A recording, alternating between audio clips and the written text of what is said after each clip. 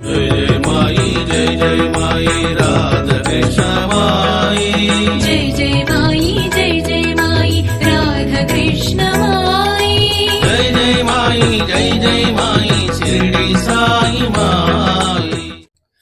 जय सद्गुरुनाथ महाराज की जय। बोलो राधे कृष्ण माई की जय।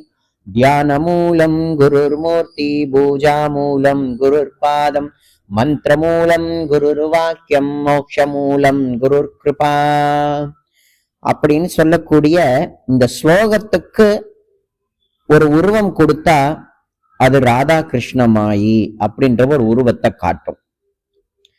ஏன் அப்படின்னா குருநாதனையே சதா தியானிக்கிறது, குருநாதனுடைய திருவடிக்கே சதா பூஜை பண்றது, குருநாதருடைய அந்த சொல்லே மந்திரம், அவருடைய திருவாய் மொழிகளை அவருடைய உபதேசப்படி வாழ்றது, இது மூணும் ஒரு ஜீவனுக்கு கொண்டது அப்படின்னா கடைசியில மோட்ச மூலம் குரு கிருபா, அதாவது மோட்சத்தை குருநாதர் டிக் பண்ணிடுவார். உனக்கு மோட்சம் கிடைச்சாச்சு அப்படின்றத குருநாதர் உறுதிப்படுத்திடுவார். அந்த விதத்துல நம்ம ராதா கிருஷ்ண மாயி அம்மாவினுடைய வைபவங்களை, அந்த அன்னையினுடைய எண்ணுதற்கு அரியதான விசேஷங்களை நம்ம அனுபவிச்சுக்கிட்டு வரோம். இப்ப இந்த பகுதியில ஷிரடியில பாபாவுக்கு இரவு ஆரத்தி மற்றும் காலை ஆரத்தி, இது எப்படி ஷிரடியில முதல்ல நடந்தது, அது எப்படி ஆரம்பிக்கப்பட்டது, அதுல ராதா கிருஷ்ணமாயி அன்னையனுடைய உயர்ந்ததான பங்கு, அதாவது சங்கல்பம் என்ன அப்படின்றத நம்ம இந்த பகுதியில அனுபவிக்க போறோம்.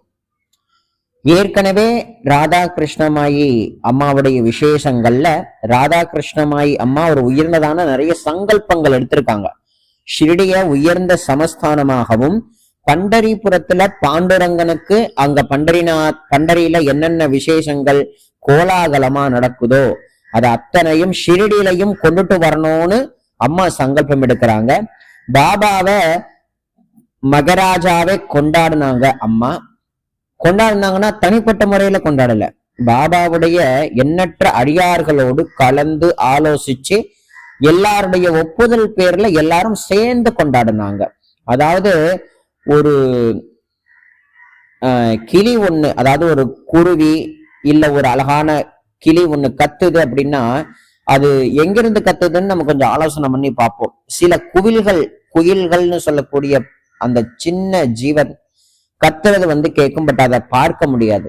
அத போல ராதா கிருஷ்ணமாயி அம்மாவுடைய உந்துதல், அந்த அன்னையனுடைய சங்கல்பம் வெளியில தெரியுமே தவிர அந்த அன்னை தெரிய மாட்டார்கள். அதை போலத்தான் ஷிரடியில பாபாவுடைய அடியார்கள்ட்ட எல்லா விஷயங்களையும் கலந்து ஆலோசித்து பாபாவுக்கு இரவு ஆரத்தியும் காலை ஆரத்தியும் துவங்கணும் அப்படின்ற ஒரு சங்கல்பத்தை முன்வைக்கிறாங்க நம்ம அம்மா. எது அம்மாவுடைய சிந்தனையில வந்தாலும் அது பாபாவுடைய சிந்தனையே. ஏன் அப்படின்னா பாபாவுடைய ஹிருதயத்தோடு பாபாவோட திருவடியோடு வாழும் பொழுதே ஜீவமுக்தி நிலையில அம்மா வாழ்றாங்க. ஷிரடியில இப்பவும் வாழ்ந்து கொண்டுதான் இருக்கிறாங்க. அதன்படியா காகா சாஹிப், தீட்சித், ஜோக் அவர்கள், கேல்கர் அவர்கள், மகள்சால்பதி, இது போன்ற எண்ணற்ற அடியார்கள்ட்டெல்லாம் பாபாவுடைய உயர்ந்தோங்கி விளங்கக்கூடிய வைபவத்தை இவர்கள் எல்லாருக்குமே தெரியும். ஷிரடியில அந்த காலத்துல பாபா வாழும் பொழுது ராதா கிருஷ்ணமாயி பாபாவை ஒரு பாண்டுரங்கனாகவே பார்த்து பக்தி பண்ணக்கூடிய ஒரு பக்தை அப்படின்றது எல்லாருக்குமே தெரியும். ஆனால் அந்த பக்திய பல பேர் கிண்டல் பண்ணாங்க. பல பேர் என்ன சொல்றது அப்படின்னா நமஸ்காரம் பண்ணுவாங்க அந்த பக்திக்கு. சில பேர் எதிர்த்தாங்க, சில பேர் தலை குனிஞ்சாங்க. தலை குனிஞ்சாங்கன்னு மீன்ஸ் என்னன்னா தலை வணங்கினார்கள் அப்படின்றது அர்த்தமாகும். சரிங்களா? அதுல ராதா கிருஷ்ணமாயி அம்மாவுக்கு பலவிதங்கள்ல இடைஞ்சல்களும் உண்டு, சப்போர்ட்டும் உண்டு. புரியுதுங்களா? அப்படி இருக்கக்கூடிய சூழ்நிலையில ராதா கிருஷ்ணமாயி அம்மா சாவடி ஊர்வலத்தெல்லாம் அம்மா தான் ஆரம்பிச்சு வச்சாங்க.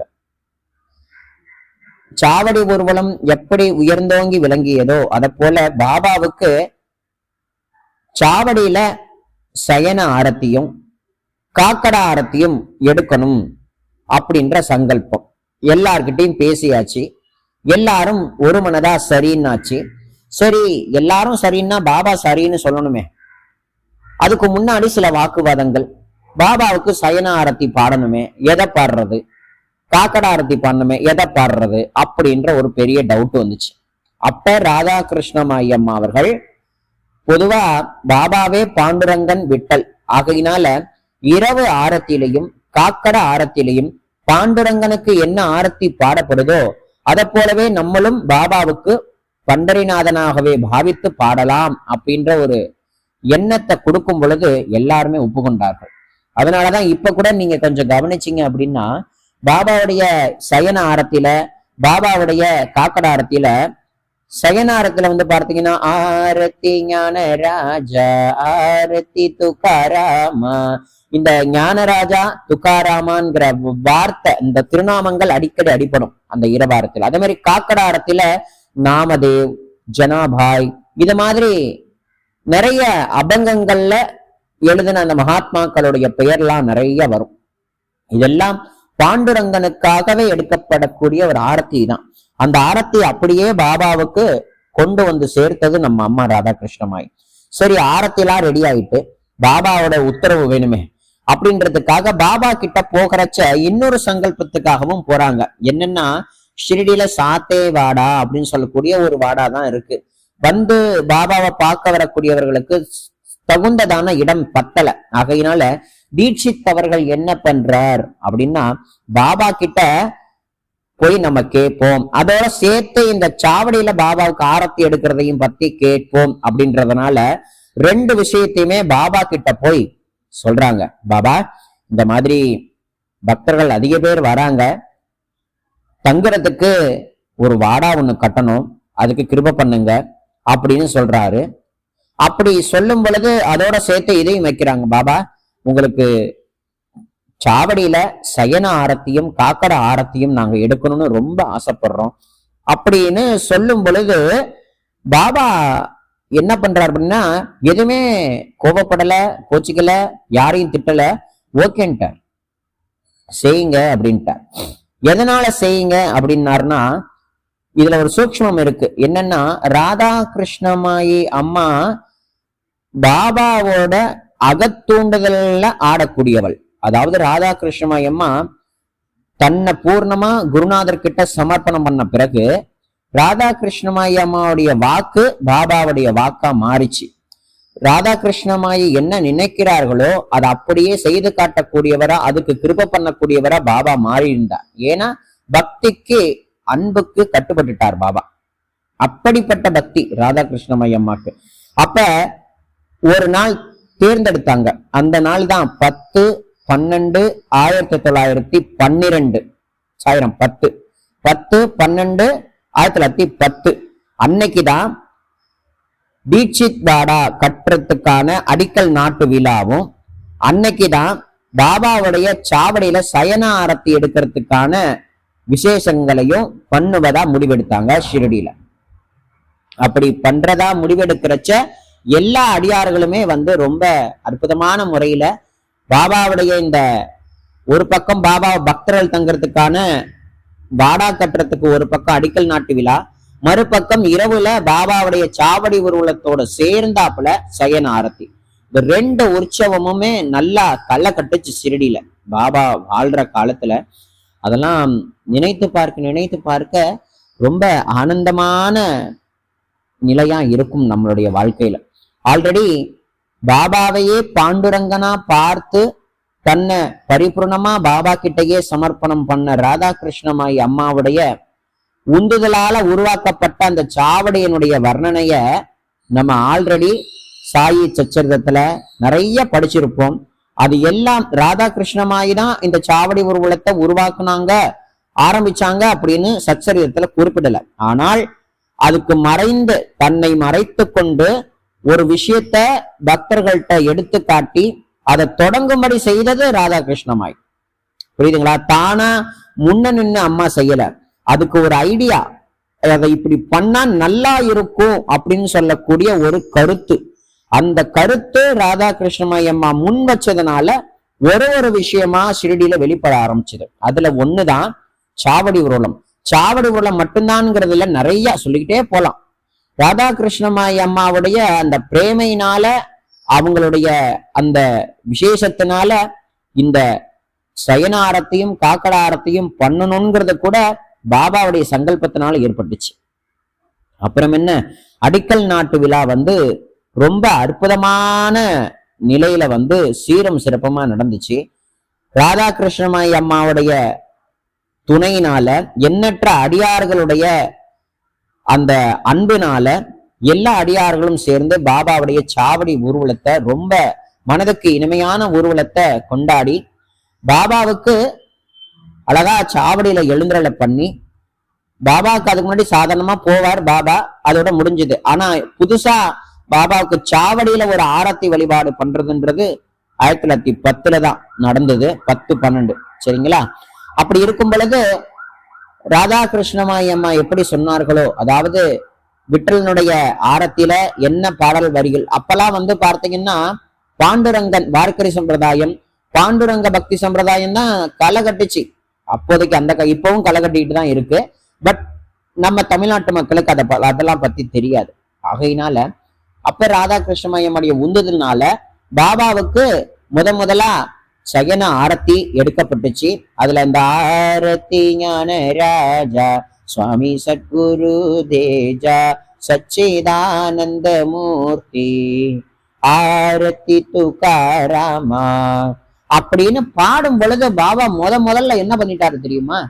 ஆரத்தி ஞானராஜா ஆரத்தி துகாராமான்னு பாடும் பொழுது ஏந்திரிச்சிட்டார். ஏந்திரிச்சு 2 கரம் கூப்பி இப்படி நமஸ்கரிக்கிறாராம். எதுக்கு நமஸ்கரிக்கிறார் அப்படின்னா, இந்த ஆரத்தி துகாராம ஆரத்தி ஞானராஜான்னு பாடும் பொழுது இந்த துகாராம் ஞானராஜன், இந்த ஞானேஸ்வர் மாவலி தான் ஞானராஜா, துகாராம் மகராஜ் தான் இந்த துகாராம். ஆக்சுவலா பார்த்தீங்கன்னா ஆரத்தி ஞானராஜா அப்படின்னு நம்ம பாபாவுக்கு ஆரத்தி எடுக்கிறதா நினைக்கிறோம். இது பாபாவோட ஆரத்தி கிடையாது, சந்த் ஞானேஸ்வர் மாவலுடைய ஆரத்தி. ஆலந்தியில அவருடைய ஜீவசமாதி இருக்கு, 21 வயசு பையனா இருக்கார். அவருடைய ஆரத்தி பாட்டு தான் இந்த ஆரத்தி ஞானராஜா. அது அப்படியே பாபாவுக்கு ஷீடியில பாடப்பட்டு வருது. அதே மாதிரி தேகுன்ற சேத்திரம் ஆலந்திக்கு பக்கத்துல, அதுவும் புனே பக்கத்துல தான் இருக்கு. அங்க துகாராம் மகராஜுக்கு ஆரத்தி துகாராமா அப்படின்னு ஆரத்தி பட்ட அவருடையது. அந்த ஆரத்தி பட்ட தூக்கி அப்படியே பாபாவுடைய சயனார்த்தியில வச்சாங்க. புரியுதுங்களா? அப்படி உருவானதுதான் பாபாவுடைய இந்த சயன ஆரத்தி உற்சவம். எல்லா விஷயத்திலயுமே ராதா கிருஷ்ணமாயி அம்மா ஒரு விஷயத்த ஆரம்பிப்பாங்க, ஆனா தான் முன்னாடி நிக்கவே மாட்டாங்க. என்னைக்குமே அவங்க ஒரு விஷயத்த உந்துதல் படுத்தி பாபாவுடைய பக்தர்கள்ட்ட அந்த விஷயத்த கொடுத்துருவாங்க. ஆனா முன்ன செய்யறது பாபாவுடைய பக்தர்கள், பின்னாடி இருந்து அதை ரசிக்கிறது ராதா கிருஷ்ணமாயி. நான் சொன்னேன்ல, குயில் கூவும், கூவுற சத்தம் நல்லா இருக்கும், குயிலை யாரும் பார்க்க முடியாது. ஒரு மரம் நல்லா இருக்கும், அந்த மரத்தோட வேரை நம்ம பார்க்க முடியாது இல்லையா, ஆனா அந்த மரம் சூப்பரா இருக்கும் இல்லையா. அந்த மாதிரி ராதா கிருஷ்ணமாயி அம்மாவுடைய உயர்ந்ததான அந்த வைபவம் தான் இன்னைக்கு ஷிரடி. ஷிரடியை பார்க்கிறோம், அந்த ஷிரடியினுடைய அந்த அஸ்திவாரத்தை நம்மளால பார்க்க முடியாது. தகடிவாடா பாபாவுடைய சமாதி மந்திர், அந்த சமாதி மந்திரம் நம்ம இன்னைக்கு பார்க்கிறோம். அந்த சமாதி மந்திரத்தை ஆழத்தை நம்மளால பார்க்க முடியுமானால் முடியாது தானே. அந்த மாதிரி ராதா கிருஷ்ணமாயி அம்மாவுடைய அந்த பிரேம பக்திய, அந்த மதுர பக்திய நம்மளால உணர முடியும், நம்ம அனுபவிக்க முடியும். ஆனால் அந்த குயிலை பார்க்க முடியாது. அம்மாவுடைய பக்தியினுடைய விளைவே இந்த சயன ஆரத்தையும் பாபாவுடைய காக்கட ஆரத்தையும். ஷிரடியில முதல்ல அம்மாவுடைய உந்துதலால பாபாவுடைய கிருபையால நடந்தது. அதனால எப்பொழுதுமே இந்த இரவு ஆரத்திலையும் காக்கட ஆரத்திலையும் நம்ம பார்த்தோம் அப்படின்னா ராதா கிருஷ்ணமாயி அம்மாவுடைய ஞாபகம் தான் எனக்கு ரொம்ப அதிகமா வரும். அதுல பார்த்தீங்க அப்படின்னா காக்கட ஆரத்தி, காக்கட ஆரத்தில ஒரு வழி ஒரு ஒரு அழகான வரி வரும். என்னன்னா, முகட்டு நேத்ர கமலா दीन बंधु रमा कांता भागी बाम कृपा दृष्टिम பாலகாய்சி மாதா அப்படின்னு சொல்லக்கூடிய பாண்டுரங்கனுடைய ஒரு சயன காக்கடாரத்தில வரக்கூடிய அற்புதமான வரி. இந்த வரிய பாடும் பொழுது பாபா ஒரு பிரகாசமானவரா இருப்பாராம். அந்த கண்களை திறந்து இந்த இந்த வரி இருக்கு இல்லையா, உக்கட்டூனி நேத்திர கமலா, சுவாமி நீங்க கண்ணை திறந்து எங்களை பாருங்க அப்படின்னு அர்த்தம். அப்படி கண்ணை திறந்து எங்களை பாருங்கன்னு இந்த வரியை பாடும் பொழுது பாபா கண்ணை திறப்பாராம். இந்த விஷயம் அவ்வளவா யாருக்கும் தெரியாது. ஏ பரந்தாமா ரமா காந்தா, ரமா காந்தா அப்படின்னா ருக்மணியனுடைய மணாலா, ருக்மணியனுடைய புருஷா அப்படின்னு அர்த்தம். நீ நாங்கெல்லாம் தீனர்கள், எங்களை நீதான்ப்பா கண் திறந்து பார்க்கணும் அப்படின்னு பாடக்கூடிய வரியில இந்த வரியை கேட்ட உடனே பாபா தன்னுடைய திருஷ்டிய எதிர்க்க இருக்கக்கூடிய அடியார்கள் மேல செலுத்துவாராம். புரியுதுங்களா? இது எல்லாமே பாபாவுடைய பூர்ண கிருப்பை. அந்த கிருப்பை ராதா கிருஷ்ணமாய் அம்மா மூலமா வந்திருக்கு. புரியுதுங்களா? குரு வேற, குரு பக்தன் வேற கிடையாது. இங்க குருவா இருக்கிறவர் நம்ம பாபா, பக்தரா இருக்கிறவர் நம்ம ராதா கிருஷ்ணமாய். குரு வேற, குரு பக்தர் வேற. குருவுடைய சங்கல்பம் என்னவோ அந்த சங்கல்பத்தை புரிந்து கொண்டு அறிந்து கொண்டு செயல்படுபவர் தான் பக்தை. இந்த பக்தனுடைய ஹிருதயத்துல என்னென்ன எண்ணங்கள் ஏற்படுதோ அது அத்தனையுமே சாய்நாதரையே சாரும். அப்படி ஒண்ணுக்குள்ள ஒன்னா இருக்கக்கூடிய ஒரு அத்யந்த பிரேம, அது சரீர சம்பந்தப்பட்டதல்ல, அது ஆத்ம சம்பந்தப்பட்டது. ராதையும் கிருஷ்ணனும் ராதை கண்ணனுடைய பிராணசக்தி. புரியுதுங்களா? கண்ணனுடைய சுவாச கதியே ராதை தானா.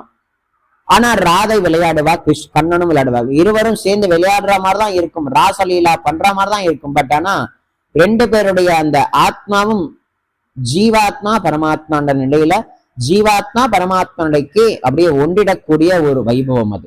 அந்த மாதிரிதான் ஷிரடியில ராதா கிருஷ்ணமாய் அம்மா ஜீவாத்மா அப்படின்னா பாபா பரமாத்மா. அந்த வாழும் பொழுதே ஜீவாத்மா பரமாத்மாவாகிய பாபாவோடு கலந்தாச்சு.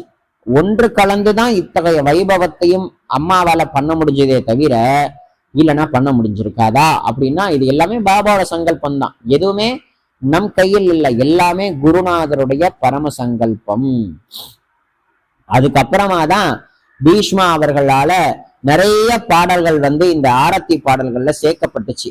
அதாவது ஊட்டா ஊட்டா ஊட்டா ஊட்டா சாயிநாத குரு கமலதாவா அப்படின்னு சொல்லக்கூடிய பாட்டு.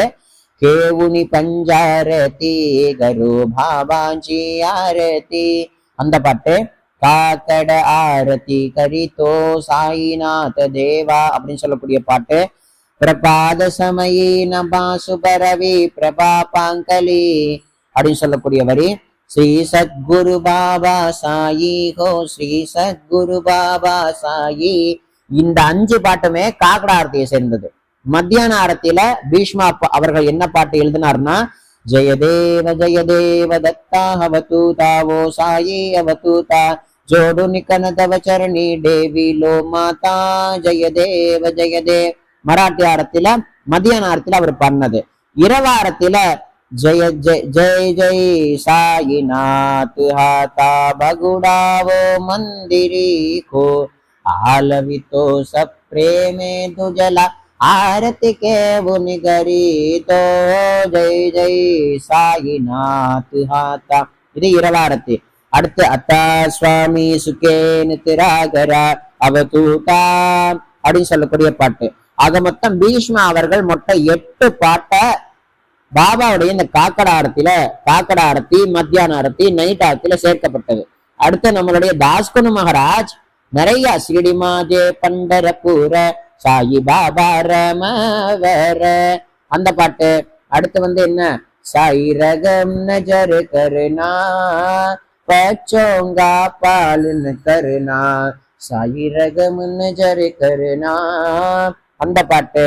ரகம் நஜர் கரு அப்ப மோரே சாயி இந்த பாட்டு.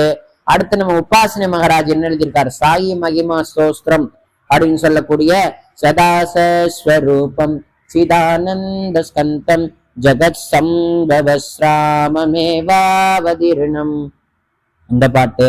இந்த மாதிரிதான் பாபாவுடைய சயனாரத்தில, பாபாவுடைய காக்கடாரத்தில, பாபாவுடைய மதியாரத்தில இந்த மாதிரி நிறைய பாடல்கள் சேர்க்கப்பட்டது.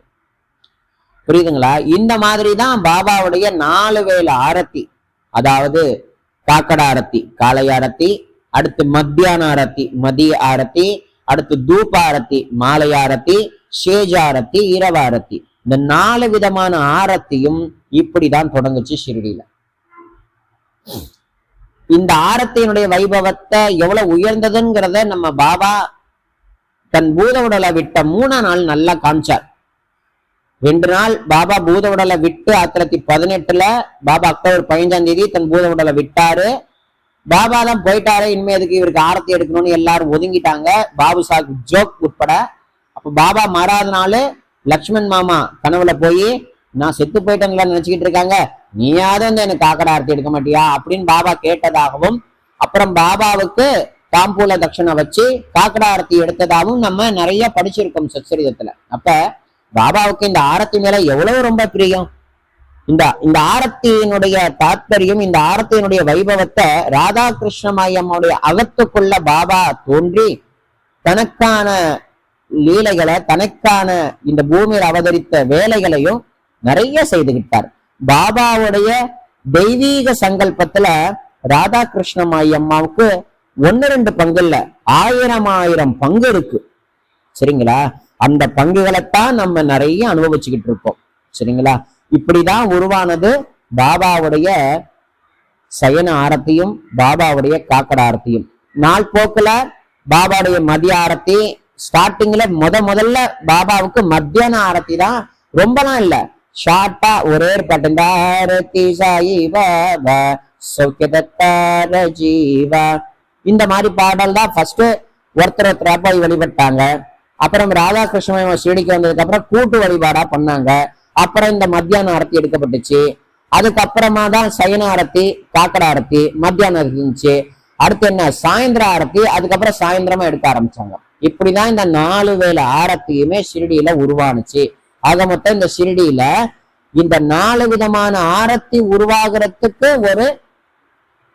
ஒரு கருவி அப்படின்னு சொல்றத காட்டிலும் பாபாவுடைய உயர்ந்ததான பக்தையாகிய இந்த ராதாகிருஷ்ணமாயி அம்மாவே காரணம்னு சொன்னா அம்மா திட்டுவாங்க.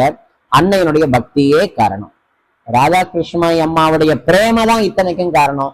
ராதாகிருஷ்ணமாயி அம்மாவுடைய பக்தி தான் இந்த அளவுக்கு காரணமே தவிர ராதாகிருஷ்ணமாயி அம்மான்னு சொன்னா அம்மாவுக்கு ரொம்ப பிடிக்காது. ஆகையினால அம்மாவுடைய பக்தியை சொன்னா அம்மாவால ஒன்றும் சொல்லவே முடியாது, பாபாவும் ஒன்றும் சொல்ல முடியாது. ஆகையினால ராதாகிருஷ்ணமாயி அம்மாவுடைய பிரேம பக்தியில தான் இவ்வளவு பெரிய விஷயங்கள் நிறைய உருவானுச்சு. அந்த அன்னை உருவாக்குன ஒரு விஷயத்திலையுமே அன்னையினுடைய பக்தி கலந்திருக்கு. பாபாவுடைய ஆரத்தி பாடல்கள் பாடும் பொழுதெல்லாம் எனக்கு அந்த ஆரத்தியை பாடும் பொழுது கூட எனக்கு அம்மாவோட ஞாபகம் தான் அதிகமா வரும். ஏன்னா அப்ப அம்மாவுக்கு எவ்வளவு பக்தி இருந்திருக்கும் பாபா மேல. அந்த பக்தி நமக்கு இல்லையே, அந்த பக்தியோட லெவலேசம் கூட நமக்கு இல்லையே அப்படின்றத நினைச்சுக்கிட்டு அம்மாவுக்கு நமஸ்காரம் பண்ணுவேன் மானசீகமா. புரியுதுங்களா? பாபாவுக்கு நமஸ்காரம், பாபாவுடைய பரம பக்திக்கும் நமஸ்காரம். சரிங்களா? அதனால பாபாவேன்னு கத்தின்னு வாழ்ந்த எண்ணற்ற அடியார்களுக்கும் நமஸ்காரம், பீஷ்மாவர்களுக்கும் நமஸ்காரம், தாஸ்கர மகாராஜ் அவர்களுக்கும் நமஸ்காரம். இந்த மாதிரி நிறைய அடியார்கள், எல்லாரத்துடைய உந்துதல்கள், எல்லா அடியார்களுடைய சேவைகள், இது எல்லாமே தான் பாபாவுடைய உயர்ந்தோங்கி விளங்கக்கூடிய அந்த கருணா கடாட்சம் இன்னைக்கு இந்த தேசத்துல விழுந்திருக்கு. ஆகையினால எல்லாருக்கும் நம்ம நமஸ்காரம் பண்ணுவோம். ஜெகத்மாதாவான ராதாகிருஷ்ணமாயி அம்மாவுக்கும் நம்ம நமஸ்காரம் பண்ணுவோம். ஓம் சாய்ராம்.